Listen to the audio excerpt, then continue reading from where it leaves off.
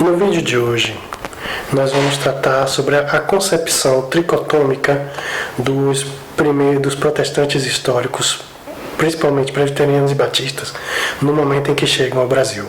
Claro que isso é uma perspectiva de passado. Com o passar do século XX, muitas dessas concepções acabaram mudando.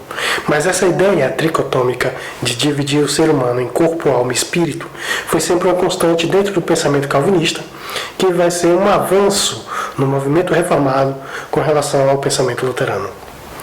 Espero que acompanhem o vídeo até o final. E se gostar, dê um like, compartilhe e vamos levar essa mensagem. Até o próximo vídeo.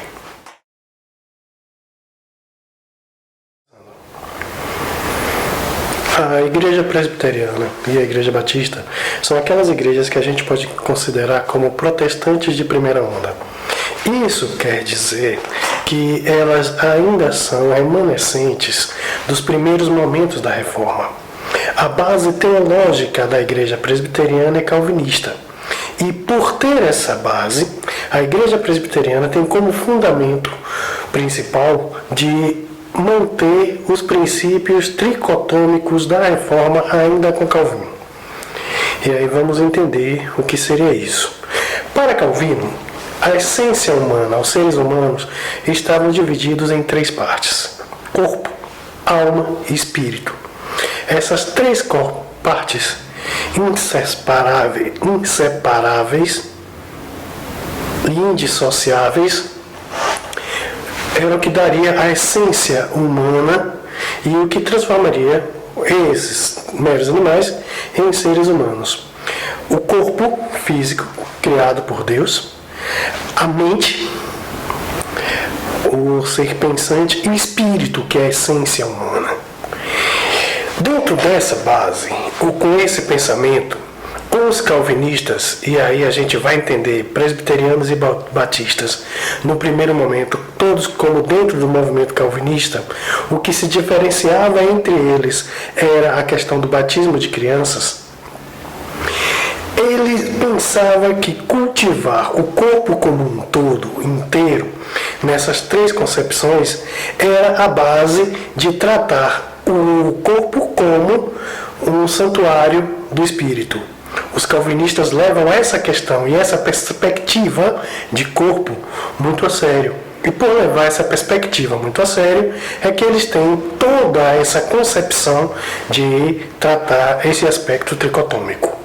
Então, o corpo criado por Deus, e aí deveríamos ter todo o cuidado com o corpo e manter a saúde em ordem, evitando os vícios, evitando todas as contaminações que poderiam degradar o corpo, porque degradar o corpo seria também degradar a morada do Espírito Santo. O cuidado com a mente e com o intelecto, mesmo porque o conhecer a verdade seria uma fase intelectual. Saber as Escrituras, examinar as Escrituras, e só através do cuidado com a mente seria possível que os homens pudessem manter o sacerdócio universal dos crentes. Ou seja, só existe um sacerdote, o Cristo, e que acumula as funções de Deus, Rei e Sacerdote. E essa função de Cristo enquanto sacerdote levaria a que a gente tivesse a concepção de chegar a Deus, a possibilidade de chegar até Deus. Com isso, tira a ideia católica de que somente através da igreja ou através do padre se poderia chegar a Deus. E o Espírito, esse Espírito, ele também deveria ser alimentado e cuidado através dos cuidados religiosos, através da comunhão com Deus e através do livre acesso e aquele livre exame das Escrituras quando Deus falaria. Esses princípios de cuidado com o corpo de maneira integral, eles vêm para a América. E aí nós temos duas questões principais a serem tratadas nesse vídeo. A primeira chegada dos presbiterianos no Brasil vem através de uma missão escocesa. bancada pela Igreja Metodista através do reverendo Robert Kelly. Robert Kelly ele era presbiteriano na Escócia, mas veio através de uma missão metodista e se estabeleceu em Petrópolis. E manteve uma excelente relação com a elite imperial da época. Mais tarde, a missão escocesa presbiteriana enviou o reverendo Harry McCall. Esse veio para a Bahia e se estabeleceu na cidade de Cachoeira. Essa missão ela não teve um impacto muito grande, porque os europeus pararam de contribuir com a missão muito cedo. Então eles não chegaram a formar uma igreja presbiteriana do Brasil da linhagem escocesa. Mais tarde, depois de Kelly e antes de McCall, vieram os protestantes do sul dos Estados Unidos, presbiterianos, com Ashbel Green Simonton e o Robert Blackford, que era seu cunhado, e o Franz Schneider, que era um alemão, mas que radicado nos Estados Unidos veio para cá. O que nos interessa saber a partir da chegada desses três e que vem para o Brasil. A primeira das concepções, e a missão presbiteriana, ela vai colocar isso, é ter um cuidado integral com esse corpo. O corpo, a alma e o espírito. E para isso, nos lugares onde se estabeleceram, eles começam a criar seminários e escolas presbiterianas para cuidar disso.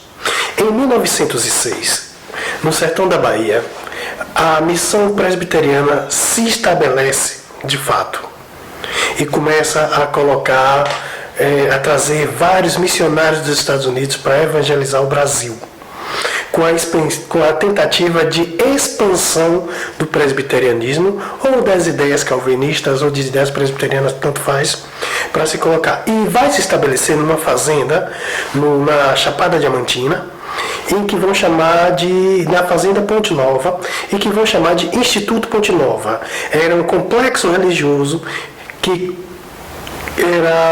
cumpria por uma igreja o cuidado com o espírito e a presença de pastores para dar um caminho espiritual para os fiéis dentro dessa missão evangelística.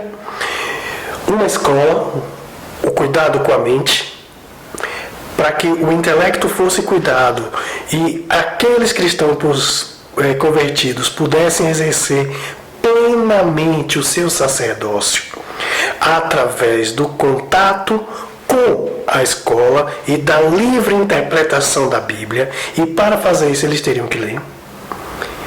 E através do trabalho também, porque existe uma diferença do trabalho do calvinista para o católico, por exemplo. Para o calvinista, o trabalho enobrece o homem. Esse sempre foi um princípio básico da reforma. O Max Weber vai colocar isso como um pilar do capitalismo que formava uma nova burguesia, ou a burguesia, que se apropria desses sentidos. Essa escola, o Instituto Ponte Nova, formado em 1906, ele vai continuar até a década de 70, mais ou menos, quando entra em decadência. E um hospital, o Grace Memorial Hospital, um pouco depois, na perspectiva de tratar o corpo. Os calvinistas entendem que o mandamento não matarás, ele não entende só o assassinato. O analfabetismo é uma forma de matar os seres humanos.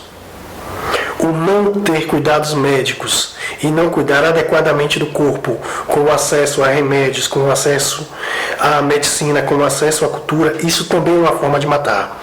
Então, o crente só poderia exercer o seu cristianismo se ele estivesse plenamente consciente do seu papel enquanto cristão, e isso viria através do livre exame das Escrituras, isso viria através do cuidado com o corpo, com a saúde, e da manutenção dos cuidados com o espírito.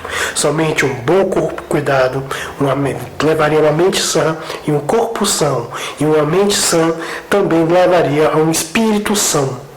Porque são questões indissociáveis. Não se pode dissociar o corpo da alma do espírito. Com o passar do tempo, as ideias da Igreja Presbiteriana do Brasil foram mudando. E hoje, a maioria dos pastores está aceitam a ideia da dicotomia, que só existe, que a alma e o espírito são a mesma coisa e que se diferenciam do corpo. Mas não era essa a ideia no início. Por isso existe uma ligação muito forte de presbiterianos e batistas com a educação, o que não acontece com outras denominações na mesma proporção. E as que as fizeram muito tardiamente. Então, em resumo, podemos dizer que a educação, o cuidado com a mente, a igreja e o cuidado com o corpo, o acesso à medicina, seriam questões que deixariam o presbiteriano ainda mais ligados. Observe que nos Estados Unidos, grandes universidades ainda são presbiterianas. Há exemplo de Harvard e Yale, que tem ainda essa concepção, embora a gente possa considerar o protestantismo norte-americano como um protestantismo decadente, de tal modo também como já acontece no Brasil. E se você gostou do nosso conteúdo, não se esquece de se inscrever no canal, deixa o seu like, ativa as notificações e nos siga nas nossas redes sociais.